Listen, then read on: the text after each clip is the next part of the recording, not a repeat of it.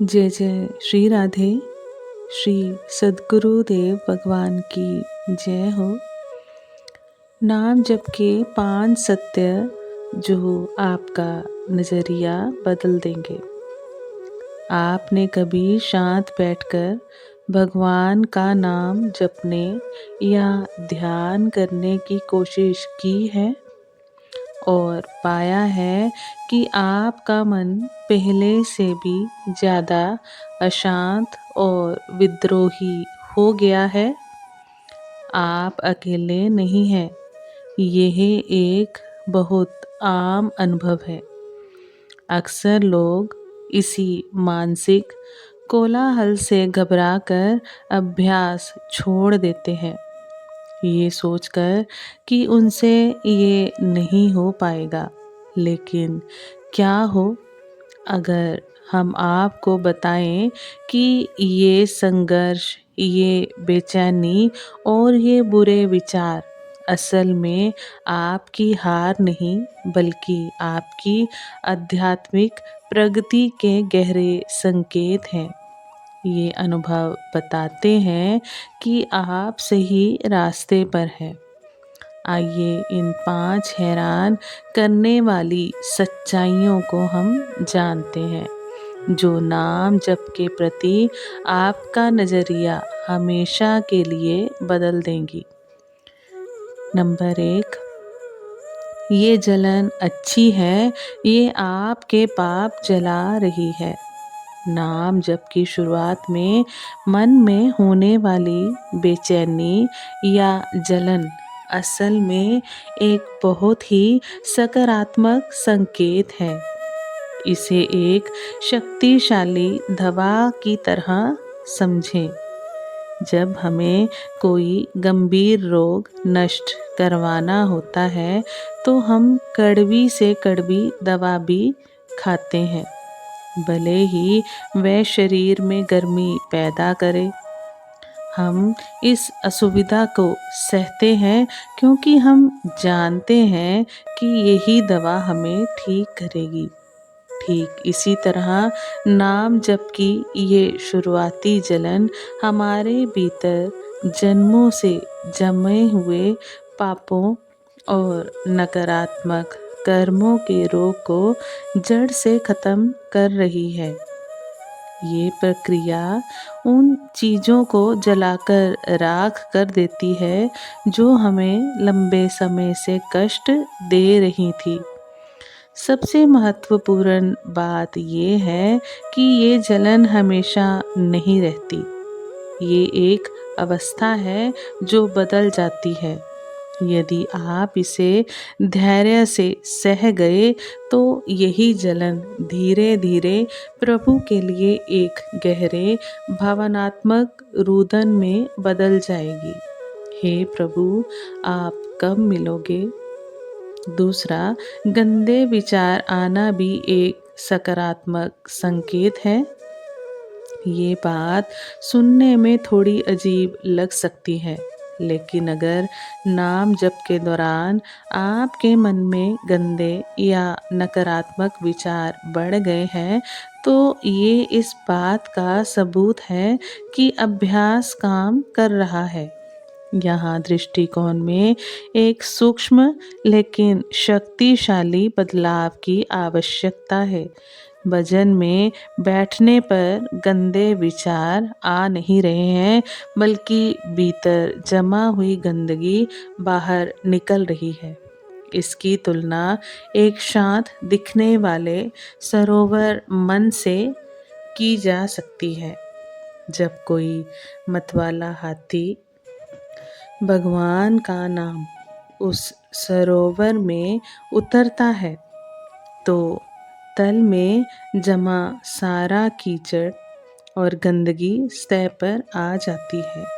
ये उथल पुथल असल में सफाई की प्रक्रिया है। हमारा मन एक चिप की तरह है जिसमें अनंत जन्मों के कर्म और विचार चित्र सहित भरे हुए हैं। नाम जप एक एक करके इन मैसेज को डिलीट करता है। अगर काम, क्रोध या लोभ के करोड़ों मैसेज अंदर जमा हैं तो उन्हें डिलीट होने के लिए करोड़ बार स्तर पर आना पड़ेगा। इसलिए इन विचारों के उभरने से घबराए नहीं, ये एक सफल शुद्धि का प्रमाण है। आपका मन ही आपका सबसे बड़ा विरोधी है।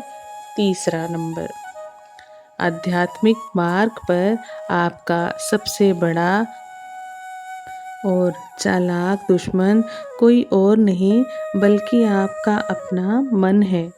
यही मन हमें जन्मों से भटकाता और हमारी दुर्गति कराता आया है। जब आप इसे नाम जप के माध्यम से अनुशासित करने की कोशिश करते हैं तो ये पूरी ताकत से आपका विरोध करेगा। ये संदेह पैदा करेगा और करने की कोशिश करेगा कि सब कुछ व्यर्थ है। वह आपसे पूछेगा, तुमको क्या मिल जाएगा? इतना ही नहीं, जब ये अपने पर आ जाएगा तो यह आपसे उसी मार्ग की निंदा करवाने लगेगा जिस पर आप चल रहे हैं। यह आपको भटकाने की उसकी एक चाल है। इस धोखे को पहचानना और मन के विरोध के बावजूद नाम जप जारी रखना ही सच्ची साधना है। चौथा, छूटे हुए जप को भी भक्ति में बदला जा सकता है। जीवन की भाग दौड़ में अक्सर ऐसा होता है कि दुनियादारी के कामों की वजह से हमारा जप का नियम टूट जाता है।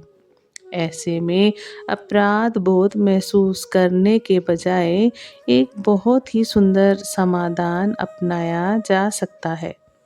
इसे ऐसे समझें, जब आप पूड़ी, सब्जी या खीर बनाते हैं और उसे पहले ठाकुर जी को भोग लगाते हैं तो वही भोजन प्रसाद बन जाता है।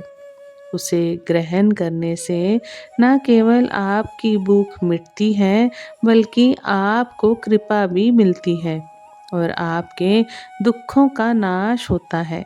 ठीक इसी तरह जब भी आपका जप किसी काम की वजह से छूट जाए तो उस समय को और उस दौरान किए गए काम को भगवान को समर्पित कर दें।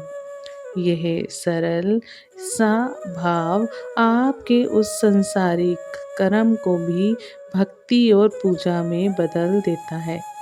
ऐसा करने से आपका काम भी पूरा हो जाता है और आपको उसका आध्यात्मिक लाभ भी मिलता है। ये एक ऐसी स्थिति है जिसमें केवल लाभ ही लाभ है। पांचवा, अहंकार और दोषों का उभरना प्रक्रिया का हिस्सा है। अगर साधना के दौरान आप अचानक अपने भीतर अहंकार, मोह और दूसरे दोषों को उभरता हुआ पाते हैं तो इसे अपनी विफलता ना समझें। यह शुद्धि की प्रक्रिया का एक स्वाभाविक और अपेक्षित हिस्सा है। मन के सरोवर में जो 6 मुख्य दोष काम, क्रोध, लोभ, मोह, मद, अहंकार और मत्सर अर्थात ईर्ष्या छिपे हुए हैं, नाम रूपी हाथी उन्हीं को मत कर बाहर निकाल रहा है। आपको लग सकता है, मैं 10 महीने से नाम जप रहा हूँ लेकिन मन में वही पुरानी गंदी बातें आ रही हैं। ये असफलता नहीं है, इसका अर्थ है कि उस एक दोष के लाखों मैसेज पहले ही डिलीट हो चुके हैं और अब बाकी बचे हुए साफ हो रहे हैं। आपका काम इन दोषों का विश्लेषण करना या उनसे लड़ना नहीं है। आपका काम बस श्रद्धा के साथ नाम जप करते रहना है। नाम स्वयं ही वह औषधि है जो इन सभी विकारों को धीरे धीरे शुद्ध और शांत कर देगी।